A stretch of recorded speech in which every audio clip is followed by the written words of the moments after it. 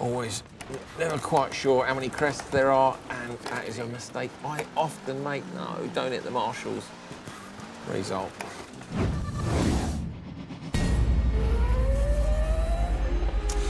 Hey guys, welcome back to Traxion. My name is Andrew Coley. I'm at Motorsport Games today getting ready for the finals of the DiRT Rally 2.0 Esports Series. Season 2 we're calling it. We've got a champion to crown in both Rally and Rallycross. We're taking a look today at some of the tracks for both Rally and Rallycross. We've got some fun challenges, some quite challenging challenges if you're as average at the game as I am.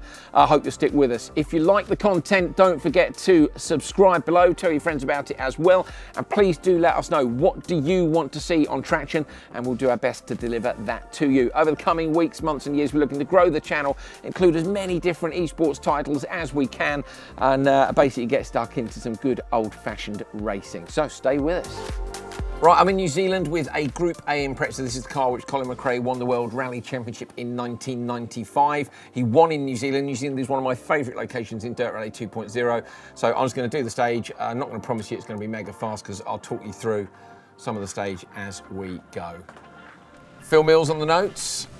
This is my preferred view. Bonnet cam. 3, 2, 1, go. 3 left, tightens into 2 right. So first couple of corners, bit of left foot brake, get the car in early and then on the gas, and then the left-hander's pretty much flat. I have a little lift here. I suspect the top guys are really quick, and then it's how committed you want to be on the brakes. It's 6 left, 6 right, but the 6 right tightens to 3. So I'm on the brakes already, get it turning, a little bit of handbrake, and it's 2 sideways. Held on though, bit of a cut on the left. And then this is a long 2 right, and he's rolled it straight over the fence. That's fine, we'll carry on.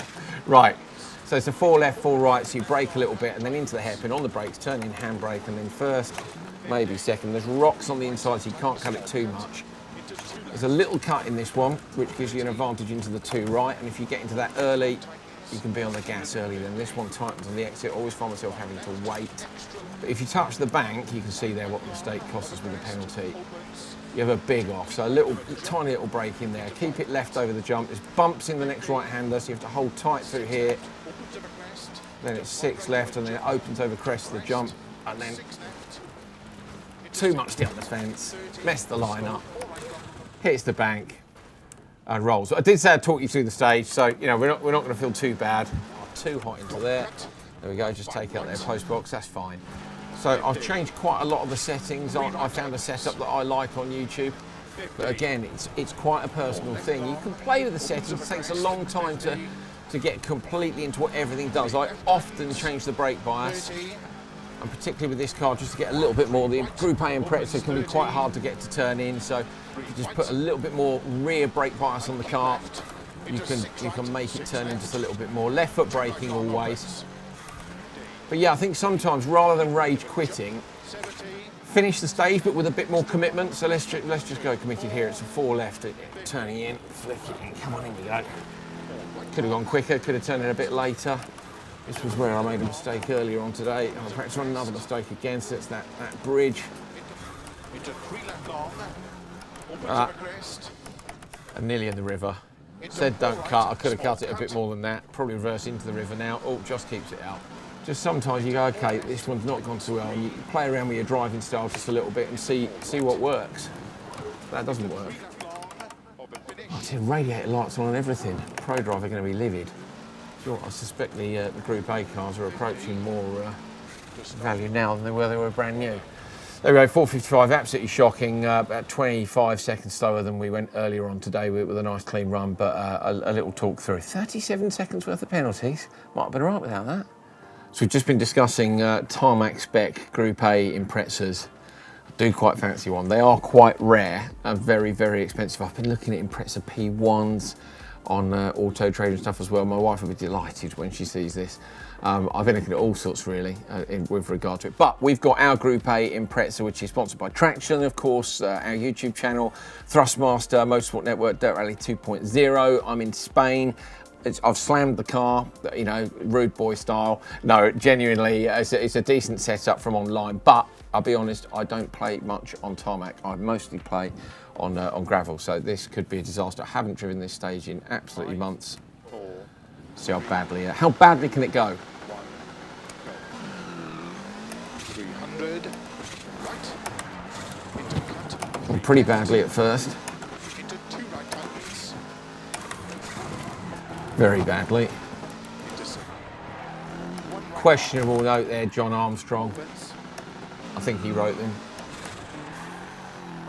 Questionable driving. Early fall 100. Ah, no. Denied.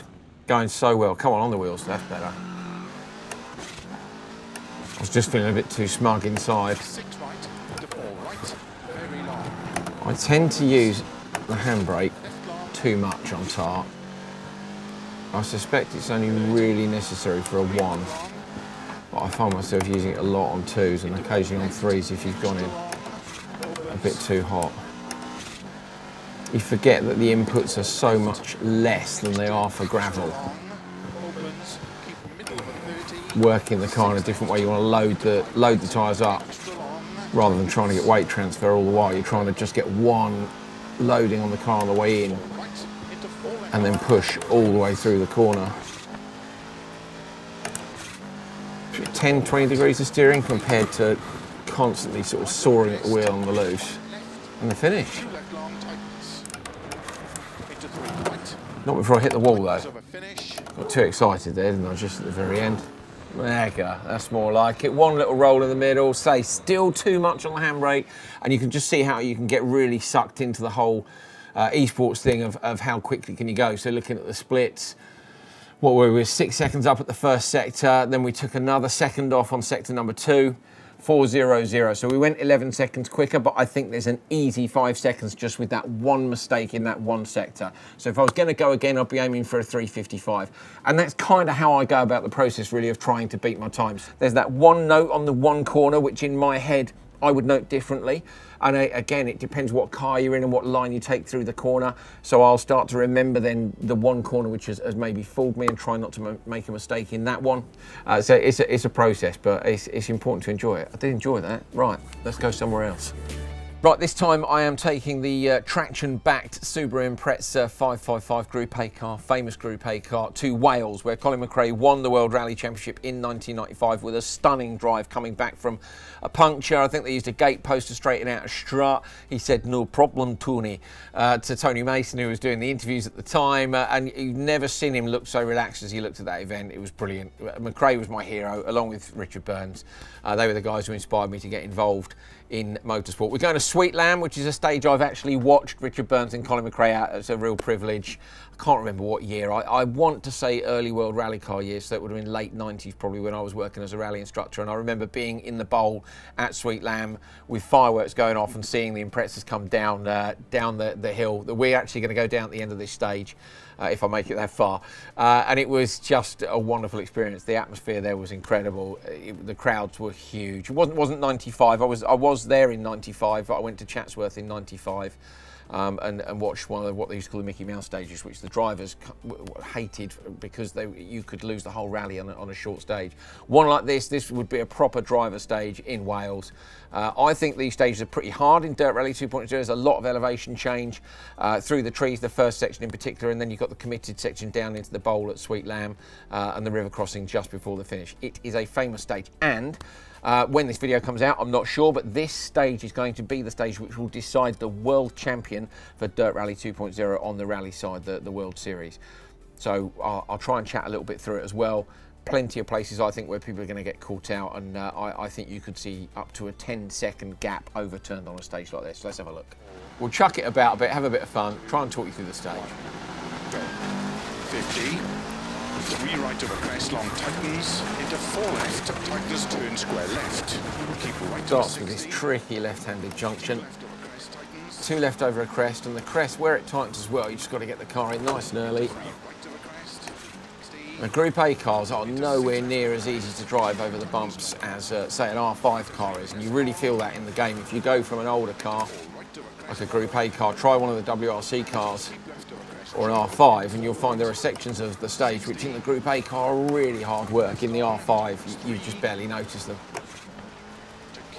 And I must say, I do enjoy that aspect of driving the slightly more capable cars, like the World cars and the R5s. No, into the trees, reverse that out there, come on. Yeah, you can really attack This is probably the car with which I've played the most, although I've played for a couple of years using a pad rather than a wheel. I've actually only just moved across to using a wheel, thanks to the Thrustmaster, and it took me a couple of weeks to manage to equal my pad pace on a wheel. But once you get there, it's so much more engaging.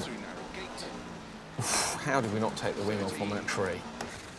I always think when you hear the over jump pace note, if you don't get a jump, and I barely got a jump there are times in the game where I'm like, how's that a jump? And then you realise that John Armstrong wrote the pace notes, and it's a jump when you go in there in fifth gear, but maybe not in the gear I'm in. It's in too hot. Bounced it off the trees, hopefully, there we go, the trees that have been cut down. So there's touch to happen to pitch it in, a little bit of bar, too early. Traxion branding on the inside, look at that was handy. Anyone would think I've gone off there on purpose. I'm not getting the timing right at the minute. I'm either too early on this end or too late. This is the one with logs on the inside, there they are. I've stuck it in that ditch numerous times. And then it's narrowed down through this section, so early on the brakes, in. Back on the gas, too many gears down. See, it's nice when you get that feeling for it, but this is into a square left. Junction at the top, it's almost pretty much flat, you just have to point it across it, there it is. And on the brakes and in.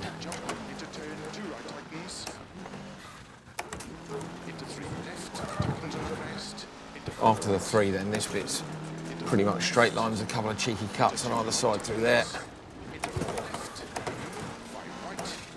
I look forward to seeing the World Championship drivers do a much nicer job of cutting than that. Quick section now, we're heading towards the bowl at Sweet Lamb now. Oh, we will be after this junction. That is terrible, Andrew, absolutely terrible. Always never quite sure how many crests there are, and that is a mistake I often make. No, don't hit the marshals. Result. So this is where the fireworks were going down this hill. I was stood on the banks down at the bottom after the water splash. Probably, I want to say 97, 98, it was definitely World Rally Car era, and it was just absolutely brilliant. Down through here. Brakes. There it is, there's the hairpin. Stalled that in the hairpin there, should have been a bit more committed than that. Too many gears now. Come on, Andrew, wakey wakey. Just made a little dip down into here, and then that annoying gate just on the exit, which has claimed me many a time. And then flat all the way up to the finish. What a stage. Mega. One of the things I love about Dirt Rally 2.0 as well is that if you know, I'm not saying every single corner in the stage is accurate to Sweet Lamb, but that section through the bowl, it really is Sweet Lamb, and I love that about the Rallycross side as well. Obviously, I'm lucky enough to have been to all the Rallycross tracks, and yeah, I'm unlikely to get the opportunity to drive a supercar around any of the Rallycross tracks. I definitely don't own a Group A Impreza, so good fun, love it. Right, that's it for today from Traxion. Thanks for joining us. If you like what you've seen, then please do hit subscribe and make sure you're with us on the 27th of February when in this very studio, myself and John Armstrong will be crowning champions in Dirt Rally 2.0's Esports Series Season 2. We will see you then.